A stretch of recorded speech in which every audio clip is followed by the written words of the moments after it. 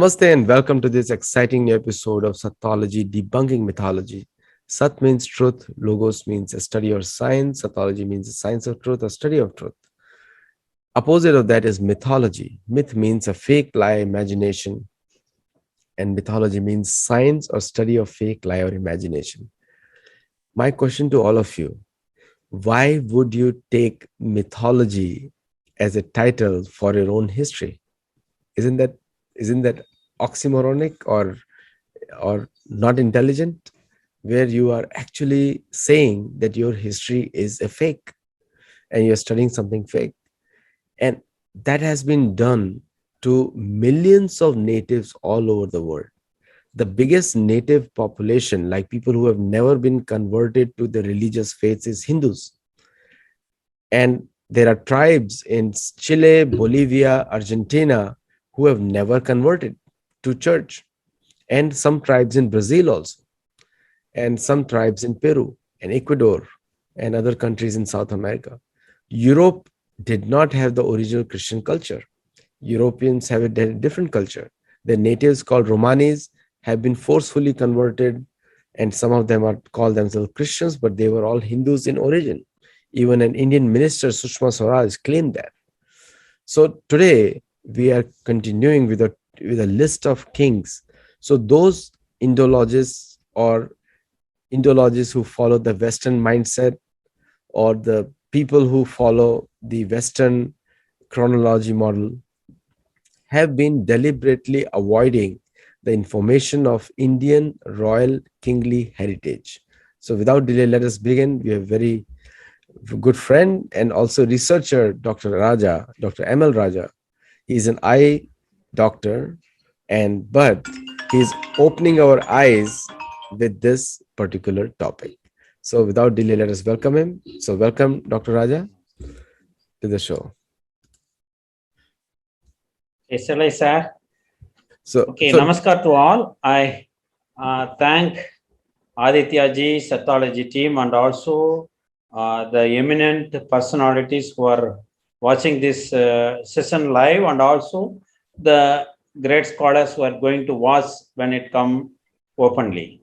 Okay, namaskar to all. So Dr. Raja, before you start off, so when you were doing the research on all these kings, and you have taken from Puranas mostly, did you ever find any contradiction in Purana? No, ji, no contradiction. I have already explained in the last session. There are 4 steps of cross verification in each Purana. That is, Purana will describe the period of each king and also the total period of each dynasty. Second step. And third step, it will describe the total period of 3 or 4 dynasties combined. And also in the final step, it will give the total period from Mahabharata to end of Andhra Satavahana, that is Gupta period beginning, the total number of years. There are 4 steps of cross verification, and also each dynasty, including the regnal period of each king, has been in detail, in figures, number of years, has been given in 3 Purana: Matsya, Vayu, and Brahmanda Purana. And Vishnu Purana and Srimad Bhagavatam give a less detail. In a brief way, it has given. So there are cross verification and cross checking also given. So if there is even a human error occur in copying, because every 200 years these manuscripts are written on palm leaf or on other leaf has to be copied, because that palm leaf get damaged. So even during that period, if there is a human error occurred unknowingly, that can be corrected during these 4 steps. So there is no contradiction between Purana in the chronology of India. That is my strong opinion. If you study, critically edit all these Purana, you can definitely come to a correct conclusion. That is my strong opinion. Yeah, you're right also, because that is also my opinion, that Bhagavad Puran gives a very accurate list of information, but it is also corroborated by other Puranas and the evidence within the Purana also. And the geographical information is also mentioned. that where they ruled, which part they ruled. And after the Mahabharat war, one of the questions which many of these mythologists, I say, or fake Indologists, they ask usually is that where is the proof? And in the last presentation also you presented the proof, but you can literally match the geographical location of these kings. So that definitely, and it is written for the future, not in the past. The future also is written. So definitely not a myth. And so you can continue your presentation now. It's the second part of the last show. And I will thank all the YouTube viewers and also live audiences who loved the last show on this particular. So part one was to King Salivahana, and now part two we are going to start. Okay, first part is from Mahabharata war to up to Maurya dynasty. That is, I have described Brihadrata dynasty of 1000 years, Pradyodha dynasty of 138 years, and Sishunaga dynasty of 362 years, Nanda dynasty of 100 years. After that, followed by Maurya dynasty, where the famous king Asoka and Chanakya, Chandragupta were there. So up to that, I completed up to Maurya dynasty. Now I am going to deal about the after Maurya, the Sunga dynasty came. After that, Kanva dynasty. Then Andhra Sadhavahana. After that, Gupta period. After that, Vikrama and Salivahana, Pramara dynasty of Ujjayini. Up to Salivahana, I am going to narrate in the part one of my research work. So part two, after that Salivahana, that I will deal lastly. And I actually now I have answered one question.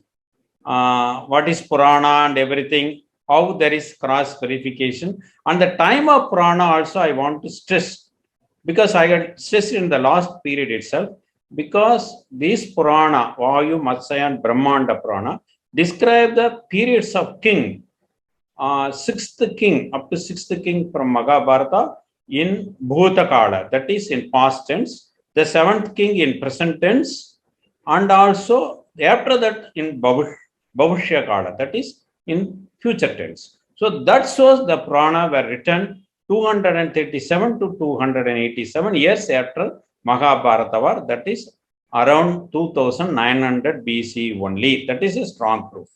With that, I will go to this dynasty, that is Sunga dynasty. After, at the end of Maurya dynasty, the Pushyamitra, who was a Senadipati in Maurya dynasty, last king, he uprooted Brihadrata. He was the last king of Maurya dynasty, and he uprooted and removed him from the kingdom, and he started his Sunga dynasty. And the second king is Pushyamitra's son Agnimitra. His love with Malavika, who was a princess, was developed as a Sanskrit play by Kalidasa. Malavika Agnimitram. There he mentioned about this Agnimitra, Kalidasa. That is a very lively and lovely drama you can watch. In that, this Agnimitra and his father Pushyamitra were mentioned. And Kalidasa was contemporary to King Vikramaditya of Ujjain of 57 BCE. So definitely this Sunga dynasty is before that. These 10 kings would rule for 300 years as per Matsya Purana and other Purana.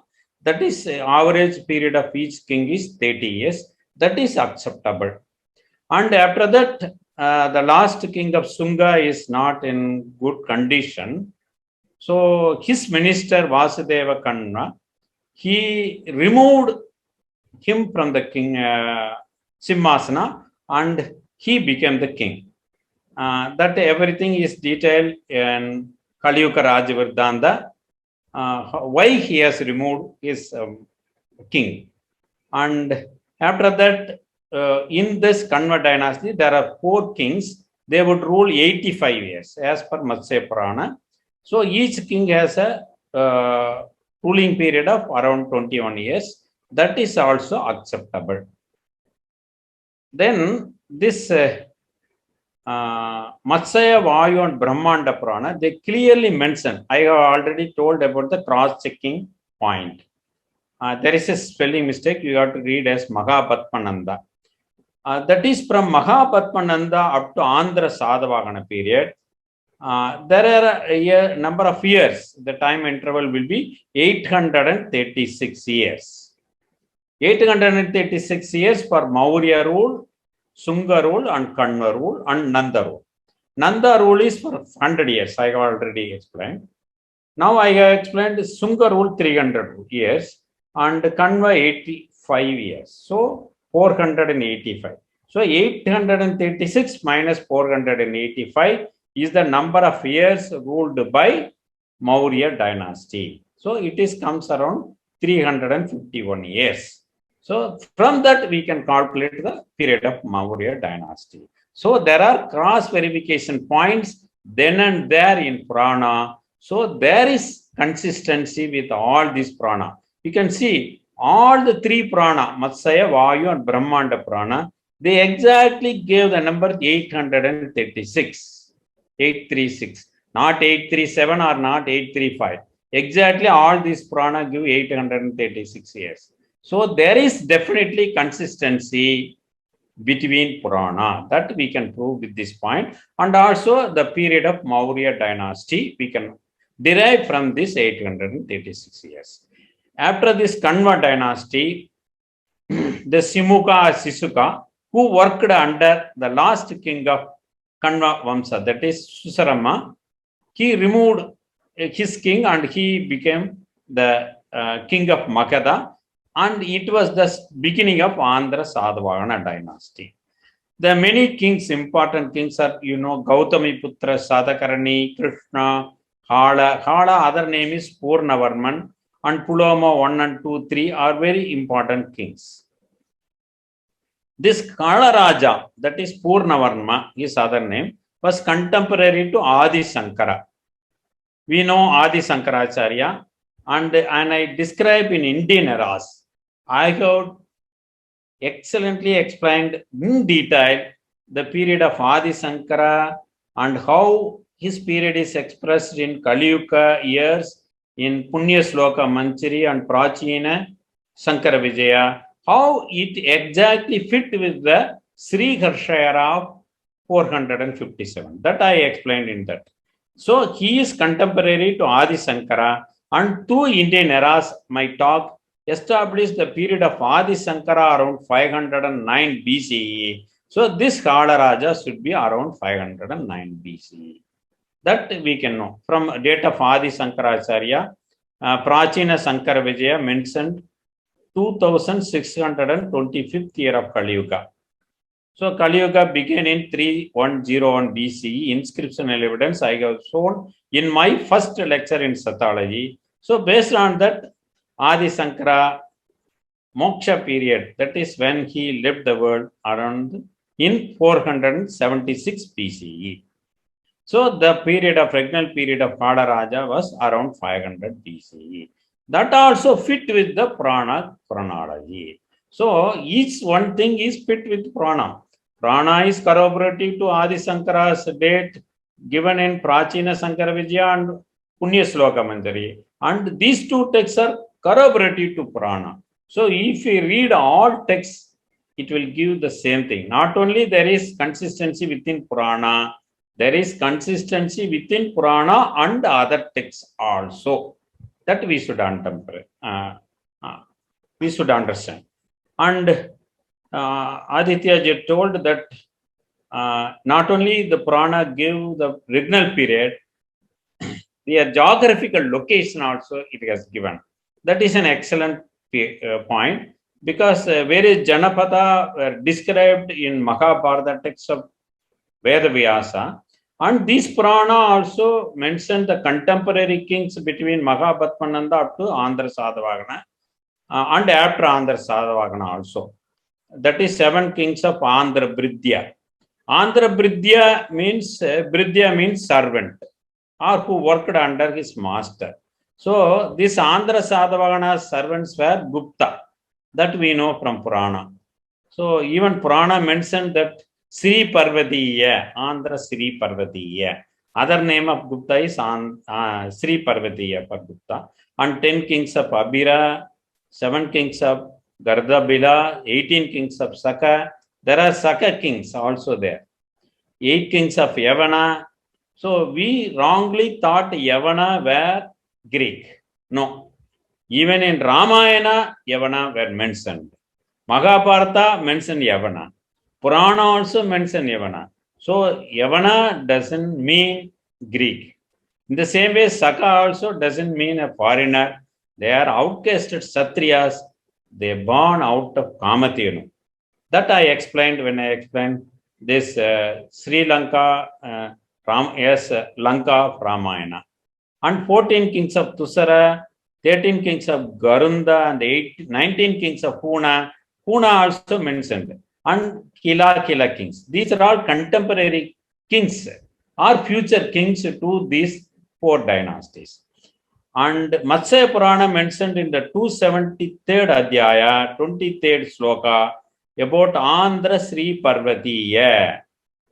So, Andhra Bridya is mentioned in Vishnu Purana. So, there is consistency between Purana, and this Andhra Sri Parvatiya and Andhra Bridya denotes Gupta Vamsa, who ruled after Andhra Sadhavahana. And there is cross-check and cross-verification. How it is done, I'll explain now. Matsya, Vayu and Brahmanda Purana mentioned that Magha Nakshatra was at Magha Nakshatra. The Saptarishi, there is a spelling mistake. Saptarishi Nakshatra were at Saptarishi Mandala, were at Magha Nakshatra, the constellation of Great Bear, where please correct Magha Nakshatra at the time of Parikshat, birth of Parikshat or rule of Parikshat. That is from 3176 BCE to 3076 BCE. Up to that, this Saptarishi Mandala were at Magha Nakshatra.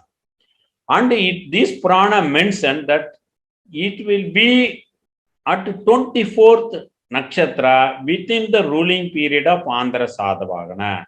That is after Parikshat, 2400 years after Parikshat, Andhra Sadhavahana will be the king. So we know from Parikshat up to middle part of Andhra Sadhavahana rule how many years. And also it doesn't stop there. It mentioned that it would cross 27th Nakshatra at the end of Andhra Sadhavahana rule. So from Parikshat, from Mahabharata to Andhra Sadhavahana, there will be 2700 to 2800 years. So from that also we can conclude. But unfortunately, what now we study in book is Andhra Sadhavahana rule was mentioned around 100 BC to 200 BC. 100 AD or 200 AD. That is entirely wrong. So, if we fix Mahabharata date at 3138, then Andhra Sadhavahana rule will be around 350, 300 BC only, not up to 300 AD. So, there is a gap of 600 years. So, Saptarishi, we know all it stays in each nakshatra for 100 years. And 27 nakshatra were there in one zodiac 360-degree ecliptic belt. So there is, it will cross 2700 years for one complete circulation. So from Parikshat to the end of Andhra Sadhavahana, it will complete one complete revolution 360-degree. That causes about 2700 years. So that we should understand. So there is adequate cross-check and cross-verification details given in each Purana, and all the 3 Purana, Matsya, Vayu and Brahmanda Purana, they clearly mention at the end of Andhra Sadhavahana rule, it has crossed 2700 years. There is a consistency within that Purana. Thus, Andhra Sadhavahana rule would be there at 2400 years after Parikshat, and it would end in 2700 to 2800 years after Mahabharata war. Parikshat to Andhra Sadhavahana 2700 to 2800 years. We know that Brihadrata dynasty 1000 years, Pradyodaya 138, Sisunaga 362 years, total 1500 years. So that is mentioned as, I have already shown how in Matsya Purana the paper manuscript mentioned 1500 years. That is Pancha Sadotharam. How it was wrongly written as Panchasat Udram, that is 50. 1500 is converted into 1050, reducing the chronology antiquity by 450 years. So from Parikshat birth to coronation of Mahabhatmananda, there are 1500 years. And Parikshat to end of Andhra Sadhavana, 2002 to 700 to 2800 years. So we know Nandavamsa 100 years, this 1500 years I have explained, and Sungavamsa 300 years, Kanvavamsa 85 years. So Andhra Sadhavana Vamsa, as per these Purana, they consistently mention 460 years, 455 years, like that. So there will be total of 2445 years for these things. Then Maurya Vamsa will be 255 to 355 years. In the previous calculation of 836 years, it came to 351 years. So this is within this range. So it is also correct. So that proves that Purana, there is consistency and there is exact correctness in that. So we can, from this total Parikshat to end of Andhra Sadhavana, there is 2796 years after Mahabharata war. That is the thing, Saptarishi Mandala revolution based on that. So Mahabhatmananda to Andhra Sadhavana 836 years. So this also mentioned 351 is between 255 to 355 years. So the Maurya Vamsa rule will be around 351 years. So thus it is correctly proved. There is no deviation. Then coming to Gupta dynasty. Vishnu, Matsya and Brahmanda and Vayu Prana mentioned that Andhra Bridya, who worked under Andhra kings, that is Andhra Sadhavana, would rule.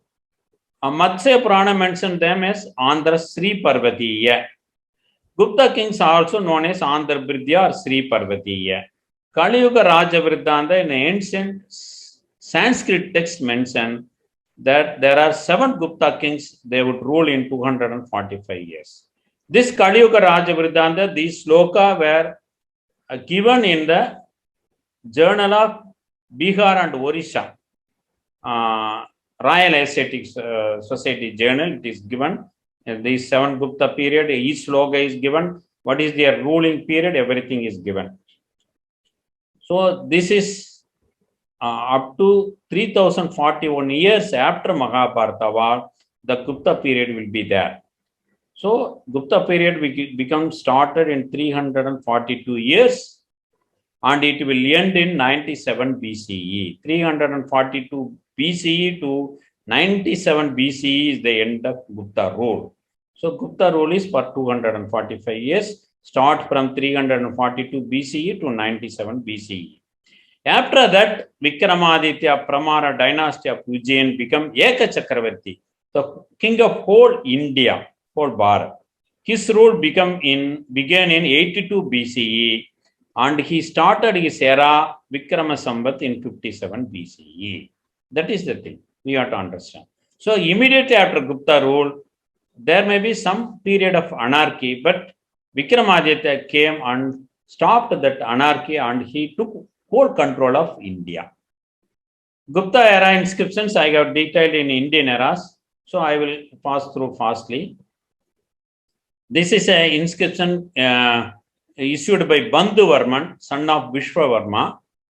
I want to show there are evidence, inscriptional evidence also there for Gupta period in 300, 200 and 100 BCE. That I want to show. Not only literature evidence, I want to show inscriptional evidence. That's why I am showing this inscription. In this inscription, it mentions Kumaragupta of Gupta dynasty. Kumaragupta is the 4th king. That is first Chandragupta Gupta 1, then Samudragupta, who is also called as Asoka. Then the 3rd king is Chandragupta 2, who also has the name Vikramaditya, and his son is Kumaragupta. So this inscription date is 529 Madhava Ganasaka. So 493 one date is given and another date is given in 529. So if you take 493 and the Madhavagana saga began in 725 BCE, then the date of this inscription is 232 BCE. In that, Kumaragupta was mentioned as a great king of India. So definitely Kumaragupta period is 232 or 250 BCE to 300 BCE, 200 BCE, not in 400 AD. That we should understand. This is the inscription. I thank Indian Antiquary Volume 15 for using this photograph. And also there is another inscription, Mandasore inscription. It gives the date in 524 Madhava Ganasaga, that is 201 BCE. It was issued by Dattabhadda, who was Senadipati of Govindagupta. Govindagupta was the second son of Chandragupta II of Gupta dynasty. First son is Kumaragupta, second son is Govindagupta. So during the period of Govindagupta, this inscription was given. So definitely it shows 201 BCE as the period of Govindagupta. So that also proves that Gupta period is from 300 to 345 to 100 BCE, not in 320 to 500 ADE. That is definitely proved by these inscriptions. There are many 10 or 12 inscriptions proving this Gupta period, but I want to show only 2. This is the inscription. I thank the author and publisher of this inscription. And Gupta Samvatsara, direct evidence, Gupta Rajya Samvatsare, 141st year. This is inscription of King Skandagupta, who was the son of Kumaragupta. This is another inscription in the Gupta period.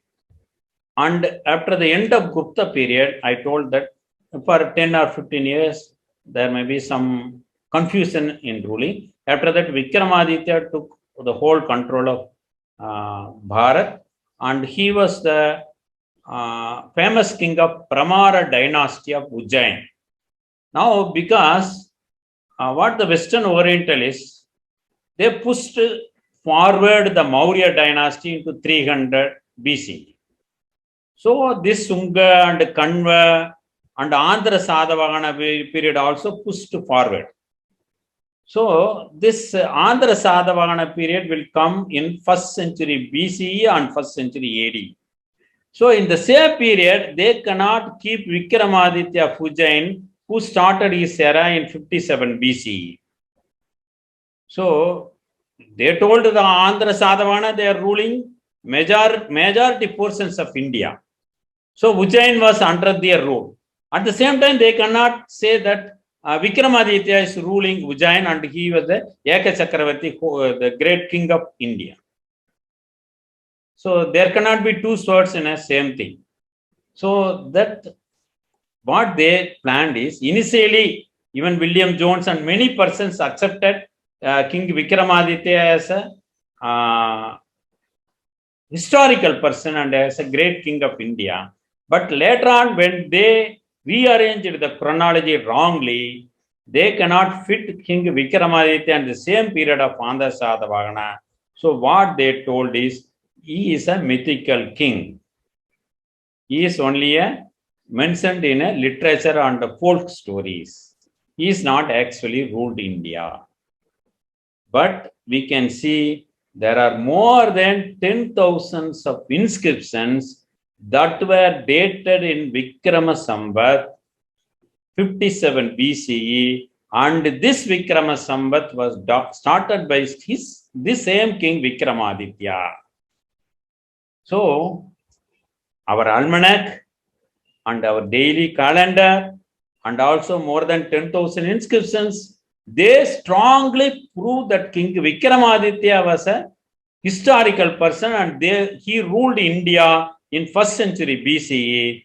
But because of their wrong chronology, they cannot keep Vikramaditya and Andhra Sadhavahana in the same period. So they removed King Vikramaditya from the history and they called them as Vikramaditya, mythical person. In the same way, they applied it to Salivahana also. There are more than 20,000 inscriptions that were dated in Salivagana era, that was started in 78 Common Era. So that also made as a mythical. How two mythical persons, they can create an era, and it was followed throughout our nation more than thousands of years. Vikrama Samvat is followed full of Rajasthan, and Salivagana Saga is followed full of Southern Bharat. How it will happen? And all almanacs mention both era, Vikramaditya and Salivagana era. And everybody knows that Saga king, Salivagana king. Because they don't know, they cannot fit in a proper way. They made Vikramaditya and Salivagana as the mythical person. Kalidasa, what are the evidence of Vikrama Samvat, Vikramaditya? I explained in detail in Indian eras. Kalidasa in Jyotir Vidabharanam and Varagi Migira was his contemporary. Jyotir Vidabharanam was written in 3068 Kali Yuga. Yes, mentioned in Jyotir Vidabharanam itself. So Kalidasa was contemporary to Vikramaditya. Thus, definitely prove that Vikramaditya ruled India in 1st century BCE. And the same way, Bhavishya Purana also mentioned, Varagimira mentioned in Brihat Samhita that 0 degree Ayanamsa was his period, during his period, and Kalidasa mentioned that 0 degree Ayanamsa was 115 BC, 105 BCE. So that also fit the period of Vikramaditya and 1st century BCE. And Bhavishya Purana clearly mentioned that Vikrama born in 3000th year of Kali Yuga, and this Pramara dynasty was started by King Pramara in 2710th year of Kali Yuga. So all this prove clearly that Vikramaditya is a historical person and his period is 30th century of Kali Yuga or 1st century of BCE. Kalagana's Rajatarangani also I explained. In that how Matri Gupta was sent to rule Kashmir by Vikramaditya. So in the 3rd Taranga 125 to 320th sloka. So there are full of evidence, Indian literature evidence, Indian inscriptional evidence, Indian traditional evidence followed by almanacs. It is not only that, there are foreign writings also. In spite of that, how can we say that Vikramaditya is a mythical person? So Abul Fasl Ibn Mubarak, a courtier in Akbar's court, a scholar in Akbar's court, in his Ain Akbari, mentioned that 1652 years elapsed from Vikram era to 40th year of Akbar. That exactly gives 57 BCE. He also mentioned King Yudhishthira to Akbar also. And Alberani in his Tahqiq Lil Hind, he mentioned Alexander Cunningham, John McCrindle, A.P. Sinnett, William Jones. So all these 6 foreign scholars mentioned and clearly mentioned that Vikramaditya was a historical person who ruled India in 1st century BCE. In spite of this literature evidence, in spite of this foreign evidence, in spite of these inscriptions, in spite of the traditional evidence, we are still calling Vikramaditya as a historical and mythical person. And that is the sad part of our Indian history. So there are, I want to show one inscription, Idar Museum inscription. It mentions Kali Yuga 4300 and Vikrama Samvat 1256. So we know that Vikrama Samvat began in 57 BCE. There are like that many inscriptions are there, more than 10,000 inscriptions. And this is an important inscription that to prove the corroborativeness between Vikramaditya, Salivagana and Yudhishthira, the king of Mahabharata. So it is an inscription at Sri Hanuman temple in Jaisalmer, Rajasthan. It was published, you can go and verify, the Journal of Royal Asiatic Society at Great Britain and Ireland, published in 911 from London. So from what is the date of that inscription? 4898 years from Yudhishthira, 1854 years from Vikramaditya, 1719 years from the Salivagana. So from Yudhishthira to Vikramaditya, there is a gap of only 3044 years. So there are more than 10,000 inscriptions proving that Vikrama Samvat began in 57 BCE because it was issued by kings. So we know the ruling period of those kings. From that we can calculate when Vikrama Samvat began. It clearly point out 57 BCE. So from 57 BCE, if we add 3044, that will be the period of Yudhishthira.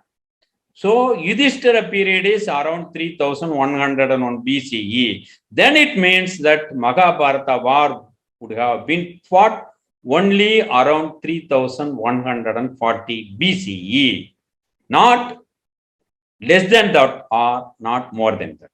That clearly proved. So Yudhishthira to Salivagana also 3179 years. So Vikrama to Salivagana 135 years. This is clearly mentioned in astronomical texts also. So this is the inscription. It is reported and copied in second tour in search of Sanskrit manuscripts made in Rajputana and Central India in 1904 to 1906 by a great scholar Sridhar R. Bhandarkar. Printed in Government Central Press 1907. You can copy this book also. Inscriptions at Jaisalmer, this page given. So I thank Bhandarkar sir and Babli sir for using this photograph. So there are strong evidence. And coming to Salivagana Saka, he is the great grandson of, sorry, this spelling mistake, Vikramaditya. He started his Salivagana era in Kali 3179 years. So it is mentioned all these ancient astronomical texts. So in Kali Yuga 3179, Salivagana Saka began. As per astronomical text, as per almanacs followed, as per tradition we are following. And also there are more than 20,000 inscriptions are there proving that Salivagana Saka began in 78 Common Era. Because these inscriptions mention the names and kings and dynasties. So through that we can cross-check when Salivagana Saka began. They clearly show Salivagana Saka began in 78 Common Era. So from that Yudhishthira only the gap is 3179 years alone will be allowed. Not 1000 years more or 1000 years less. So that cannot be possible. And Kalidasa's Jyotirvidaparanam mentioned this Salivagana Saka will begin after 3179 years. And also many ancient astronomical texts and 20,000 inscriptions are also there. And I want to show only one inscription. This Bhavani inscription, this I explained in detail in my first presentation. It mentions Kali Yuga 4904, Salivagana Saka 1725, and Common Era 1804. So from this, if you can calculate that Salivagana Saka began in 78 Common Era, from this you can prove that Kali Yuga began in 3101 BCE. So that will be the period of Yudhishthira. So that will be the period of Mahabharata war. So everything is corroborative and connected with each other. We cannot, if we study deeply, there will not be any confusion at all. Everything fit in properly. So this is the story. I don't want to repeat. William Garrow was saved by this king Bhavani Amman, Vedanayak Amman. So he donated ivory swing cart to Bhavani Amman. That is still there in this temple, in this Palli Arai, where the Bhavani Amman and Ishwaran take rest. And William Garrow worshipped Bhavani Amman through these three poles. So now I want to conclude. First of all, I want to answer Aditya's question in the first session. Why we have to read chronology? What is the importance of chronology? Because for that answer, I reserved in the conclusion part. So at that time, I have not revealed. See, in this world, for everything to happen, there will be a cause. And cause and effect will be there. There will be no event without any cause. So if you arrange things in chronologically, then only we can know which one is the cause, which one is the effect. If you do it ulta, then we cannot understand history. You will interpret the effect as the cause and cause as the effect. So you will be get confused. So chronology is important to know which event has caused the occurrence of the second event. The cause and effect in Hindu Dharma also, for every karya there will be one karana. That is Hindu philosophy. Without karana there won't be karya. So there won't be effect or result without any cause. So we have to understand which one is cause, which one is effect. If you understand chronology only, then only you can understand which one is cause, which one is effect, and then only we can understand history properly. Then only you can learn lesson and apply it to the present day life and also for the future. So chronology is an important part in the history. First, I want to thank Aditya ji to give me an opportunity to explain. And what I planned is historical chronology from Mahabharata war to Salivagana. That is 3,276 years. That is my first task. And the second will be 188 Common Era to 1,902 Common Era. Around 1,000 years, 1,000, 1,050, 1,060 years. After that, from 1,192 to 947 Common Era, at which we got freedom. And part 4 will be the date and details of contemporary kings who ruled various parts of India during this period. That also I got to derive. And part 5 will be, I will not limit my research not only for political history. I will research in history of education, administration, judiciary, medical, trade and commerce, agriculture, irrigation, temples, transport, to name a few. There are many things you can read. So that entire history. So political history is only a part of a history. History includes all these things. So in this political history, I will divide the political history into 4 parts, including chronology. After completion of this political history, because that is an important thing. So we have to give more importance to political history. So I complete this 4 part first. After that, I will take up this part if God allows me. So with that, I want to conclude. I thank Aditya ji and Sathology team and also the eminent scholars and bright students of various universities of United States of America who listened to this lecture and encouraged me. Thank you very much. Aditya ji, if you want to add anything or to ask any questions, please. I request you to continue, please. So, very interesting and very detailed presentation. I have read it, but you have put it in slides, which makes it even better. Thank you so much, Dr. Raja. And I think it effectively debunks the Western propaganda and the Indian historian propaganda also, who follow the Western thought process. It is very clear that the word mythology was invented to undermine the Vedic culture and the ancient history of Hindus. One of the problem is that we all know the history that 1919 British officially separated Afghanistan from India, and 1947 they separated Pakistan, and and Bangladesh also literally was formed in 1971. Also, people do not know that 1948 Burma was separated from India. Burma wanted to join India, but it was separated by the British. They created a new government for Burma. And also in 1947, when Nepal wanted to join India, British kept it independent of India because British could not rule Nepal. Muslims also were not able to rule Nepal because of the Kshatriya culture. So all these facts are told, but nobody teaches them. So what happens is, the problem is the Mahabharat map of India is just shown the British India map. But the if you look at Mahabharata, then Uttar Kuru was also called Bharatvarsh, and Uttar Kuru is north of Kyrgyzstan, and that is called Uttar Kuru. And on the west, uh, Turkaya Masu is the word used in Mahabharata, and also the word Syria or Madhya Desh was mentioned in Mahabharata. That Madhya Desh is after Turkaya Masu, after Turkey, Yavana Desh. So the map of India became the map of Mahabharata, which is the biggest disservice by the British. Actually, British, what do you call it? They try to do the same mistake by just drawing the lines and dividing the whole world for their own purpose. What do you have to say on that? Yes, British want to divide and rule. Wherever they go, they divide and rule.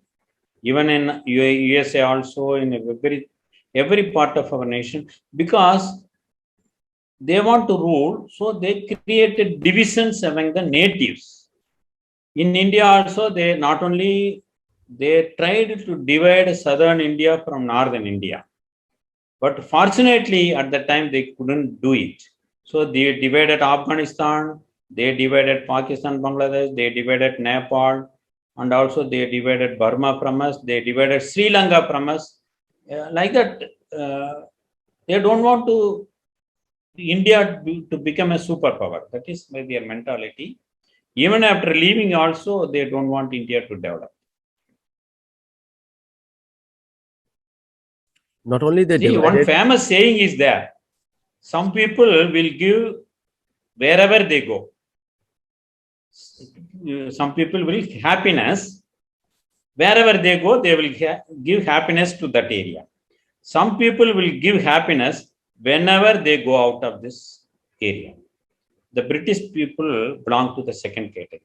Wherever they left, that area become happy. That is the thing. very, Famous very, saying. very nicely put.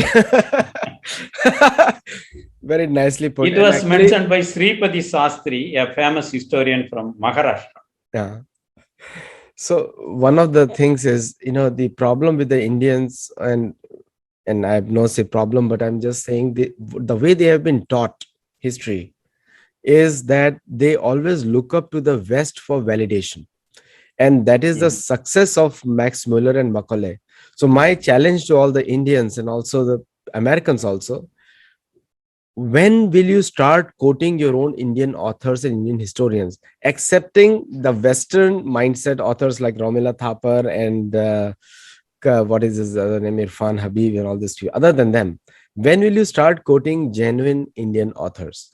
And that's one question which is there for the audience. And ML Rajaji, you said very well, because the British, wherever they went, they created bloodshed, they created anarchy. The entire Middle East is a problem created by the British, and Americans followed it. And we all know that. India and Pakistan, whatever the problems are there, Pakistan is a land of Hindus because all our holy places are there. Even today, Mahabharata was spoken there. The place where Sindhu Nadi meets the Sindhu Sagar, that's a very holy place where Pulastya Rishi used to do tapasya. So there are a lot of places in Pakistan which are very close to our culture, Hindu culture. And somehow it has been fed into our minds that it is an independent country. What do you have to say? Actually, they see that the separate mindset in Indians. Those who live Pakistan, they don't thought of any separate nation and India from before 920.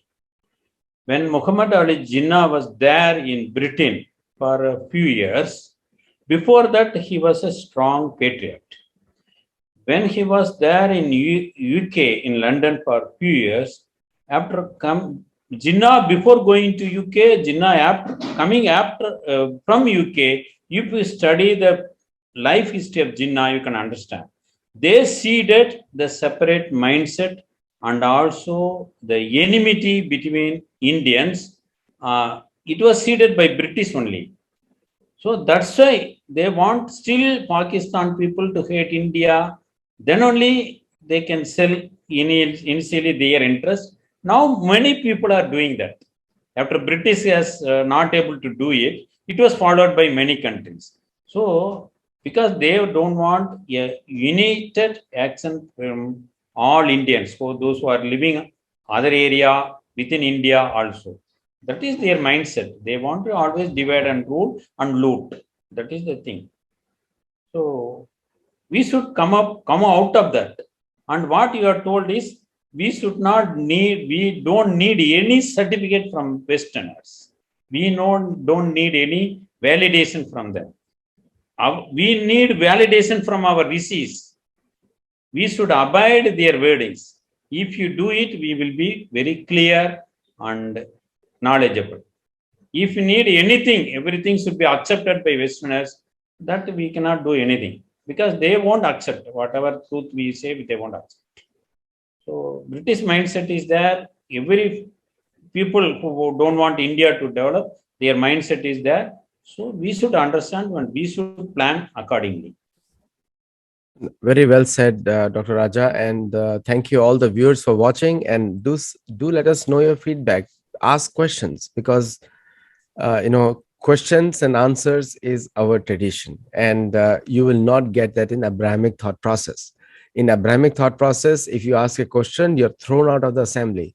Only in Sanatan Dharma or Hindu-ness, you get to ask questions. So please ask questions, and we want to create a intelligent human being. Thank you and namaste.